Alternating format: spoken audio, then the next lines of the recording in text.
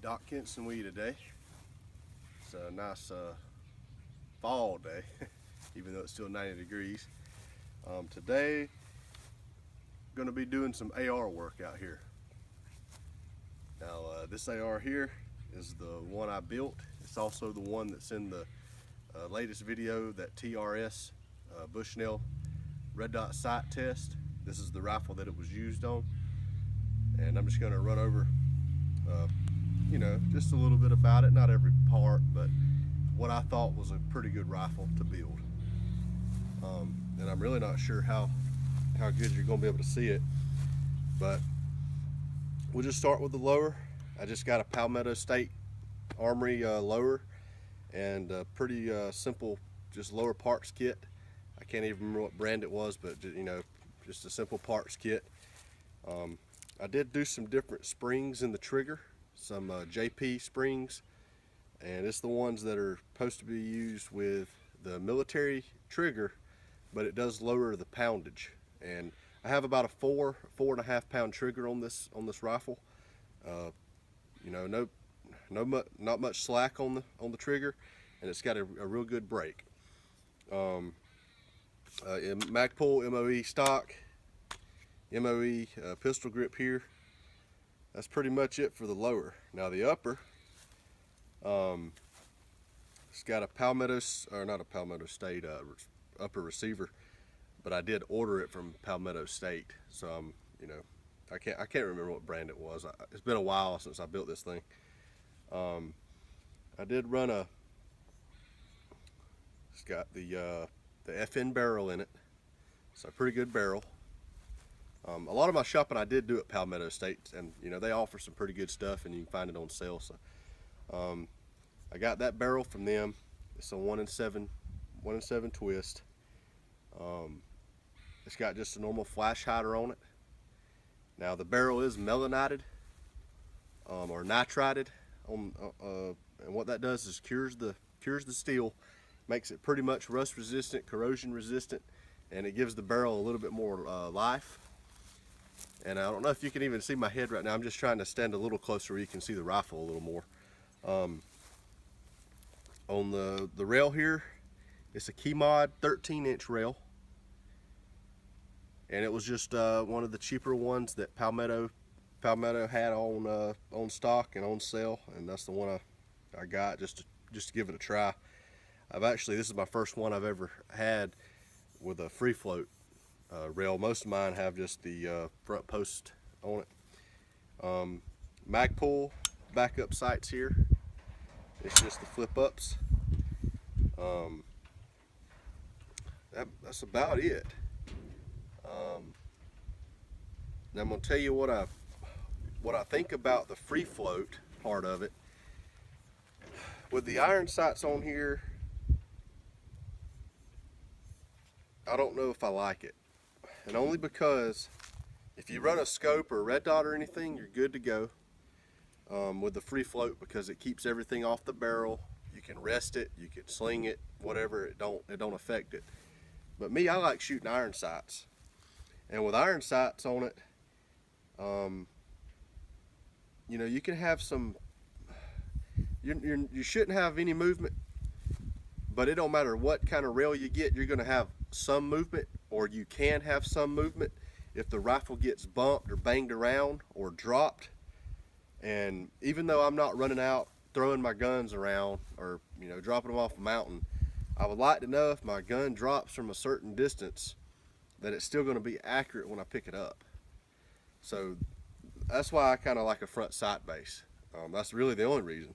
Other than that, I love this thing. You can grab it down here, you can grab it up here, you can throw any kind of accessory you want on it. I usually run a light on this one. That's what that rail there is for. The KeyMod's pretty simple system. Sort of like the M-Lock system that Magpul offers. I'll try to get some close up here where you can see that. And that's it up close there.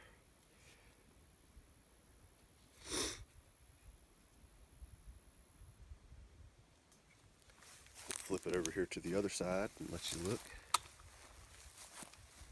I'm also going to shoot it for you. I did notice with these iron sights that I can pull about 1.5 inch group at 100 yards with them. It's pretty accurate to me, especially using irons. And the sights here,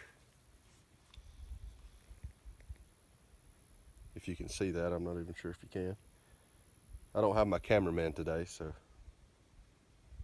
One other thing I did forget to mention is it is a Geisley gas block on there, a low pro gas block, and just a standard tube. And once you break it down, I used a M16 bolt, and you know, it's been particle tested and all this stuff. The carrier's good, staked and all, and pretty much it's just a normal charging handle. But it's a pretty good rifle. It was kind of a budget rifle, a budget build, but I also got the best parts I could for the money. So it really shoots good. It's also a mid-length gas system, which offers a little bit less recoil, and it really doesn't kick at all. It doesn't have any recoil. I'm gonna go ahead and shoot a few rounds for you. This is just some tool ammo. It runs any kind of ammo, steel, brass, even the worst kind of steel. It still runs it. So we'll pop some out there at the gong there. It's a 16-inch gong. We're at 100 yards here, and maybe you can see that pretty good.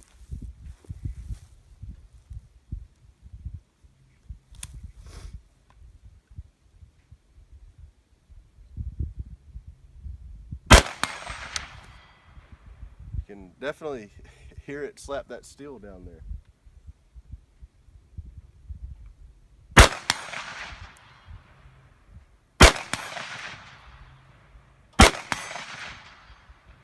Hits it pretty hard. Now right there I'm using the larger aperture of the Magpul backup sight. I'm going to slip to the small aperture. It helps it, you know, if you're past 50 or 100 yards, narrows that eye down so you can see a little better.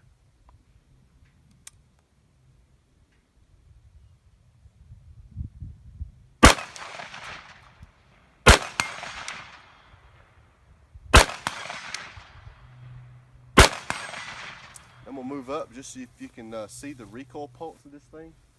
There really isn't any. I just want you to see how smooth it shoots here.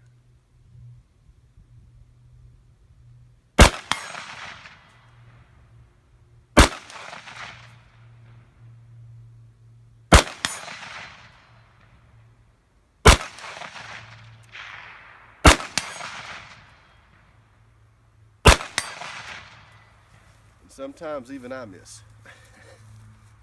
No, it's just fairly easy to get to shooting fast, and the gun moving around a little bit, and you can start missing some. I like the gun,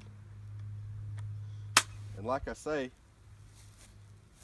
I don't have any problem with a free float rail, but for the kinds of shooting I do, the front sight base is better for me, just because I shoot iron sights, and the rail can't move, and it can't move that front sight any. If you have that, you know, that front sight base, it's on the barrel, it's not moving. If it's pinned correctly, it's not going to move. And then you got your rear sight, and you're good to go. And it can, I've had numerous rifles like that, and I do my drop test and my torture test with them just to make sure they hold accuracy. And I noticed during the Bushnell video, excuse me, you can go back and look at that video, and you'll notice the sight moved left, but also after the video I checked the iron sights, and after those few drops, the iron sights were also off by about 3 to 4 inches left, and they knocked down about 2 inches low. And that was just at like 15 yards here where I sight in, and if it's that much off at 15, you're going to be 20 or 22 inches off at, you know, 100 yards, and that's missing targets. and that's missing them so bad you don't know you don't know where the bullets are going. Not to mention you get out to 200 or 300 yards and you're off by 4 or 5 feet. That's no fun at all. I'll go ahead and finish out this magazine and see how it does. I haven't had a single malfunction with this gun though at all. I use Ballistol as my lubricant and my cleaner, and I haven't really even kept it very, very wet, but it runs everything, and yeah, pretty good rifle.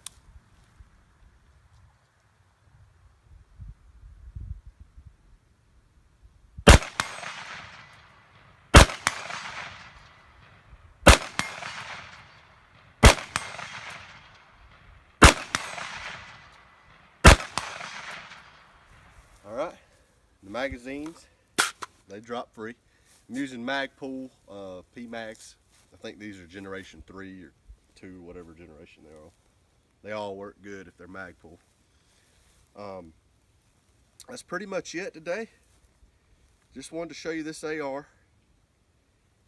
And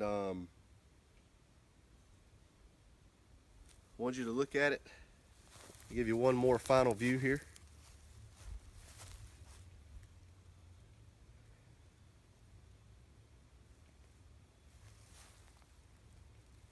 And I'm hoping you can see it. And then the other side again.